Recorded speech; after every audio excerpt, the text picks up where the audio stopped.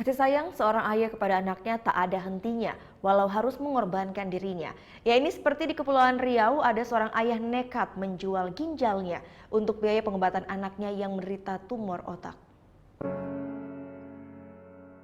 Di kawasan pelabuhan domestik Karimun Kepulauan Riau ini, Eli Kristianto berdiri penuh harap menantikan bantuan.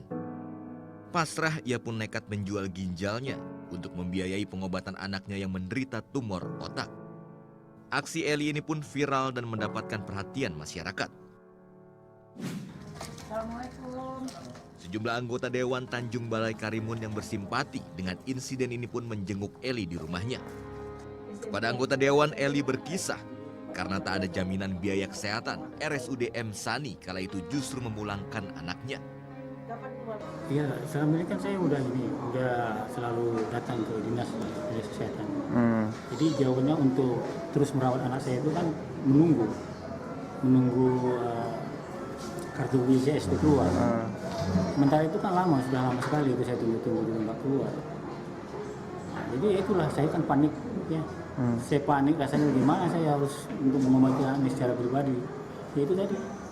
Saya ikhlas sendiri, nggak ada yang tahu, istri saja nggak tahu, anak-anak nggak ada yang tahu. Akhirnya dengan jaminan anggota DPRD, sang anak dibawa kembali ke rumah sakit untuk mendapatkan perawatan. Ya, jadi seperti kejadian yang kita dengar ya, bahwa orang tuanya sudah agak putus asa melakukan hal yang tak lazim ya. Hal ini sudah diluruskan. Intinya ya kita tadi membantu memberikan solusi-solusi yang terbaik. Akibat komunikasi yang terputus tadi itu sudah kita luruskan bersama. Alhamdulillah sekarang pasien sudah bisa kita rujuk ke rumah sakit. Eli berterima kasih pada warga yang perhatian padanya. Ia pun berharap kesempatan kali ini bisa membuat anaknya sembuh dari tumor otak yang dideritanya.